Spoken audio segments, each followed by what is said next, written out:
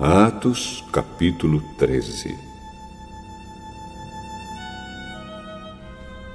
Na igreja de Antioquia havia os seguintes profetas e mestres: Barnabé, Simeão, chamado o Negro, Lúcio de Cirene, Manaém, que havia sido criado junto com o governador Herodes, e Saulo. Certa vez, quando eles estavam adorando o Senhor e jejuando, o Espírito Santo disse: Separem para mim Barnabé e Saulo, a fim de fazerem o trabalho para o qual eu os tenho chamado. Então eles jejuaram e oraram, e puseram as mãos sobre Barnabé e Saulo, e os enviaram na sua missão. Barnabé e Saulo, tendo sido enviados pelo Espírito Santo, foram até a cidade de Seleucia e dali embarcaram para a ilha de Chipre.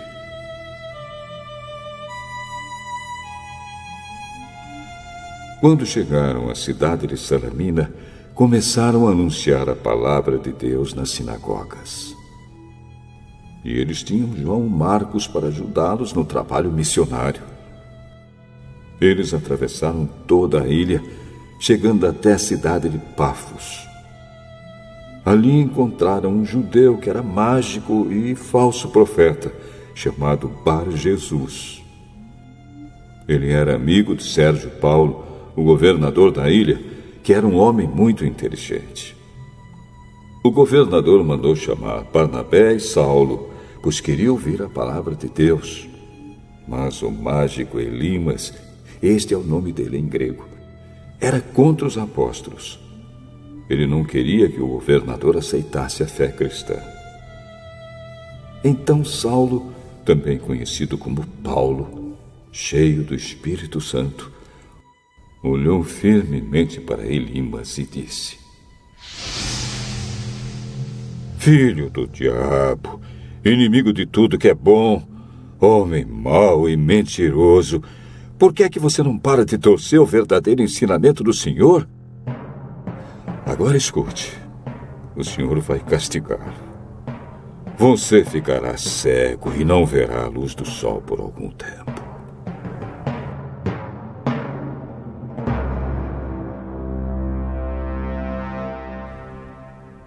No mesmo instante, Elimas sentiu uma nuvem escura cobrir os seus olhos e ele começou a se virar para todos os lados, procurando alguém que o guiasse pela mão.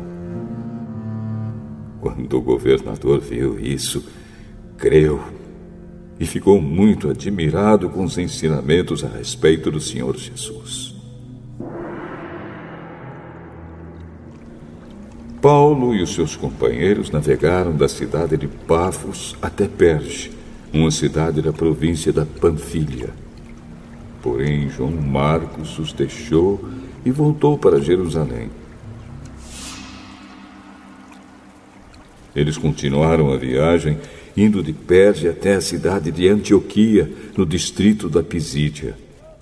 No sábado, entraram na sinagoga e sentaram-se. Depois da leitura da lei de Moisés e dos livros dos profetas, os chefes da sinagoga mandaram dizer a eles: Irmãos, se vocês têm alguma palavra para animar o povo, podem falar agora. Então Paulo se levantou, fez um sinal com a mão, pedindo silêncio, e começou a dizer: Homens de Israel e todos vocês não-judeus que temem a Deus, escutem.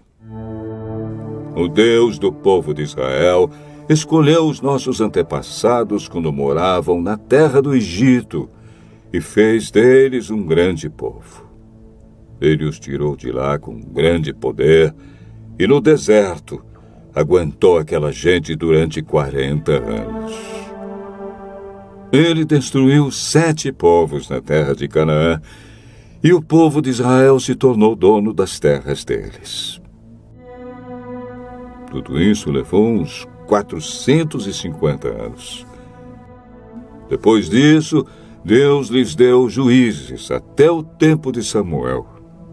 Quando o povo pediu um rei, ele lhes deu Saul, filho de Quis, da tribo de Benjamim, para ser rei deles durante 40 anos. Depois que tirou Saul, Deus pôs Davi como rei e disse isto a respeito dele: encontrei em Davi, filho de Jessé, o tipo de pessoa que eu quero e que vai fazer tudo o que eu desejo. Um dos descendentes de Davi foi Jesus, a quem Deus pôs como Salvador de Israel, como havia prometido.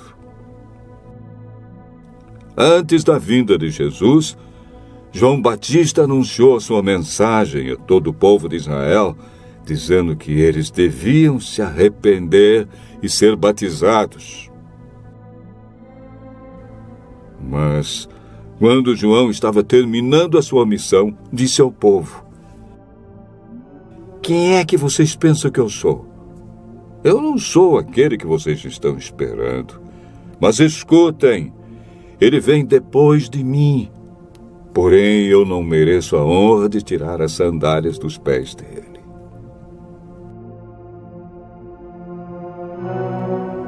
Paulo continuou: meus irmãos, descendentes de Abraão, e também vocês, não-judeus que temem a Deus, escutem. Essa mensagem de salvação foi mandada para todos nós. De fato, os moradores de Jerusalém e os seus líderes não entenderam que Jesus é o Salvador.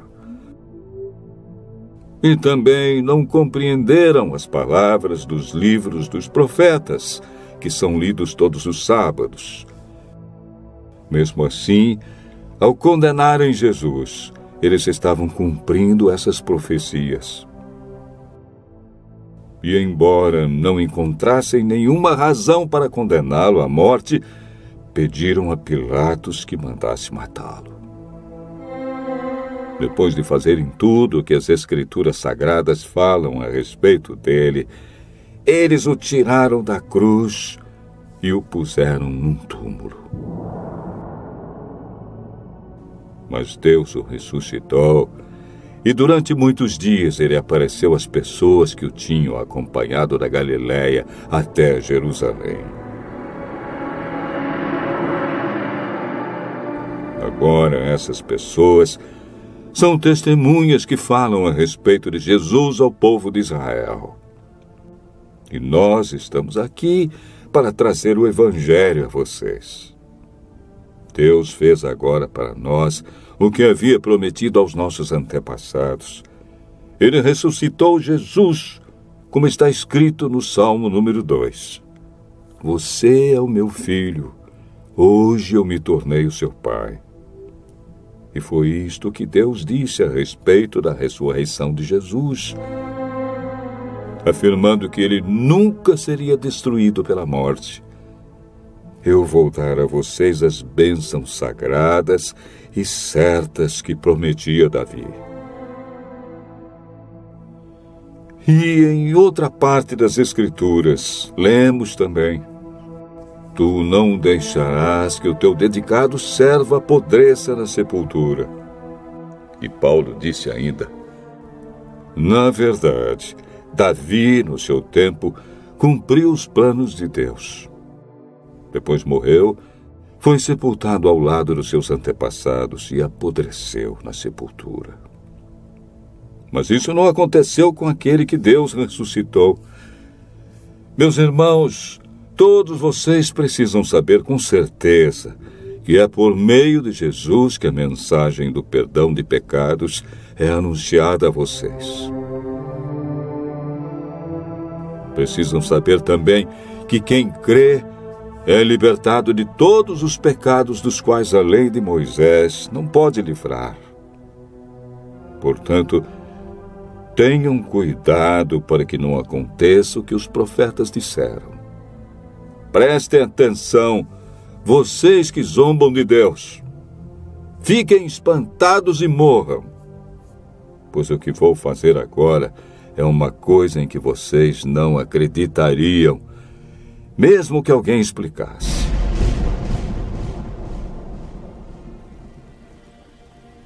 Quando Paulo e Barnabé estavam saindo da reunião, as pessoas pediram com insistência que eles voltassem no sábado seguinte, a fim de falarem sobre o mesmo assunto. Depois da reunião, muitos judeus e outras pessoas convertidas ao judaísmo acompanharam Paulo e Barnabé, que falavam com eles e animavam todos para que continuassem firmes na graça de Deus. No sábado seguinte, quase todos os moradores da cidade foram ouvir a palavra do Senhor. Quando os judeus viram aquela multidão, ficaram com muita inveja. Então começaram a dizer o contrário do que Paulo dizia e o insultaram. Porém, Paulo e Barnabé falaram com mais coragem ainda. Eles disseram: era necessário que a palavra de Deus fosse anunciada primeiro a vocês que são judeus. Mas, como vocês não querem aceitá-la e acham que não merecem receber a vida eterna, então agora nós vamos anunciar a palavra aos não-judeus. Pois esta é a ordem que o Senhor Deus deu a nós, o seu povo. Eu coloquei você como luz para os outros povos, a fim de que você leve a salvação ao mundo inteiro. Quando os não-judeus ouviram isso, ficaram muito alegres e começaram a dizer que a palavra do Senhor era boa. E creram todos os que tinham sido escolhidos para ter a vida eterna. A palavra do Senhor se espalhou por toda aquela região. Mas os judeus atiçaram as mulheres não judias da alta sociedade, convertidas ao judaísmo, e também os homens mais importantes da cidade.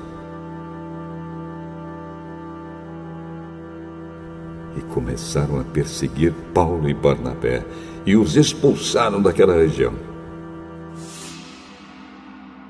Então os apóstolos sacudiram a poeira das suas sandálias em sinal de protesto contra eles. E foram para a cidade de Icônio.